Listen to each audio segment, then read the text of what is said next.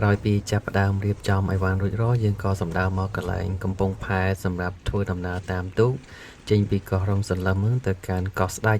ទៅខាងកោះអភិជន Resort ហើយយើងធ្វើដំណើរនេះតាមវិរៈបុណ្យធម្មតម្លៃសម្បត្តិក្នុងម្នាក់ដូចជា13ទៅ$17រយៈពេលធ្វើដំណើរយើងចំណាយពេលតែ50ទៅ60នាទីទេគឺទៅដល់ហើយធ្វើដំណើរតាមទូកគឺវាលឿនជាងការធ្វើដំណើរតាមឡានបើសិនជាយើងបកទៅកំពង់ផែវិញវាប្រើរយៈពេល25នាទីហើយឡើងពីកំពង់ផែមកខាងកោះកុងអានឹងវាចំណាយពេលជាង2ម៉ោងហើយតម្រាំតែយើងចុះទូកមកខាងកោះស្ដេចវិញអានឹងវាទៅ10-20នាទីទៀតអញ្ចឹងមកយើងបូកសរុបម៉ោងទៅវាអាចប្រើរយៈពេល3ម៉ោងជាងអីនោះបានទៅដល់កោះស្ដេចអញ្ចឹងមកយើងជិះទូកចំណេញពេលបានច្រើនមែនទែន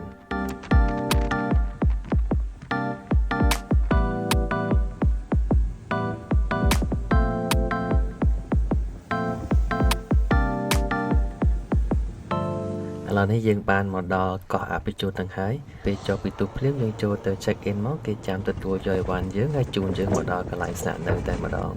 ថ្ងៃនេះគឺខ្ញុំជួលជាប្រភេទ private villa មួយសម្រាប់នៅឲ្យដាច់ពីគេប៉ុន្តែអត់នៅលើទឹកទេគឺនៅលើដីធម្មតាតម្លៃពេញនៅក្នុងមួយយប់គឺ$180ប៉ុន្តែដោយសារតែខ្ញុំកក់នៅលើ online ហើយតម្លៃដែលខ្ញុំបានគឺតែ$80ទេនេះគឺជាផ្ទៃខាងមុខនៃ villa private villa ហើយនៅខាងផ្ទះហ្នឹងគឺយើងមានអាងហែលទឹកមួយមានកៅអីអង្គុយមួយគូផ្លូវចូលទៅក្នុងនេះយើងមើលឃើញថាមានកន្លែងបន្ទប់ទទួលភ្ញៀវនឹងធំទូលាយស្អាតនៅខាងឆ្វេងដៃគឺយើងមានទូរទស្សន៍មួយនៅខាងមុខចំគឺយើងមានសាឡុងអង្គុយលេង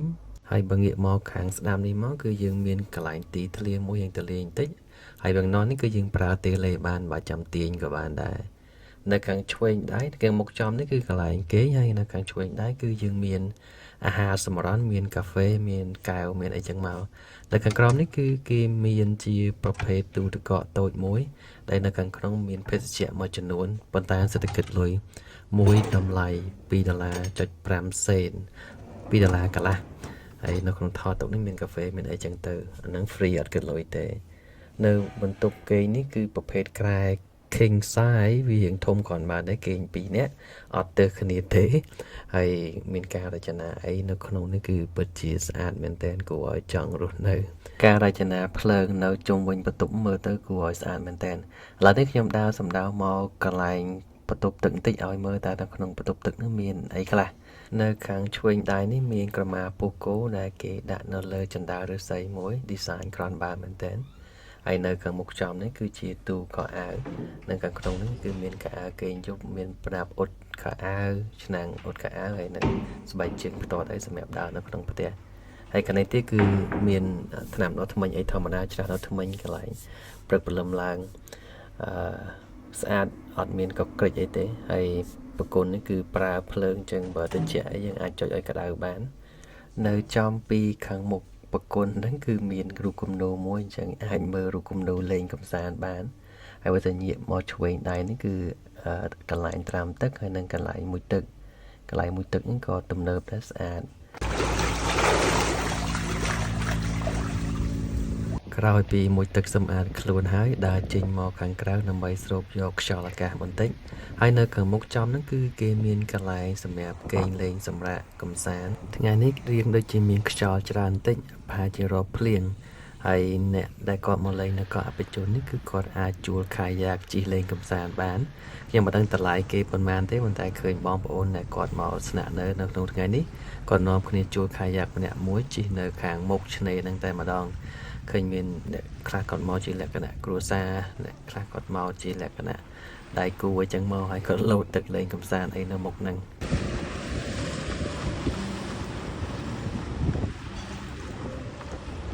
នេះគឺជាភោជនីយដ្ឋាននៅលើកោះអភិជនហ្នឹងយើងអាចកំងអាហារញ៉ាំបានគឺបើករហូតតែម្ដងពួកខ្ញុំមកដល់គឺកំងពិសាញ៉ាំមួយហេវណាស់នៅក្បែរ resort ហ្នឹងគឺមានកន្លែងមួយសម្រាប់ឲ្យយើងជួលម៉ូតូជួលកង់ជិះបាន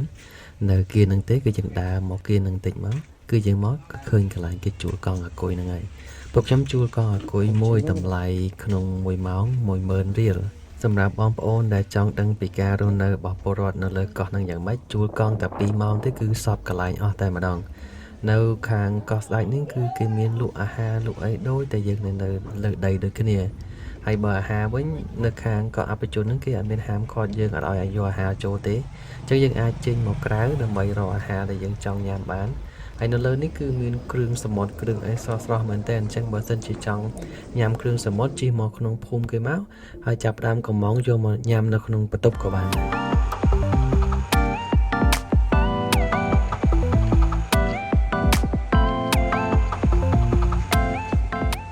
ញ៉ាំអាហារពេលព្រឹកបាទម៉ោង9ដល់ម៉ោង10កន្លះជំនួសមកគេមានអាហារញ៉ាំអីខ្លះ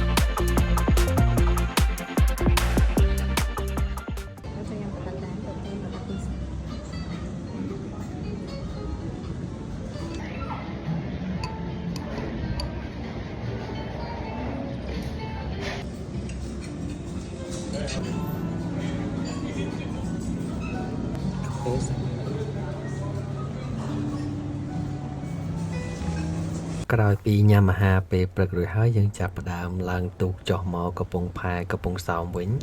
ការធ្វើដំណើរពីកោះកុងថ្ងៃនេះមកកំពង់សោមគឺមានរៀងរលកខ្លាំងមែនទែនខ្យល់រៀងខ្លាំងណាហើយពេលមកធ្វើដំណើរហ្នឹងគឺរៀងបក់បោក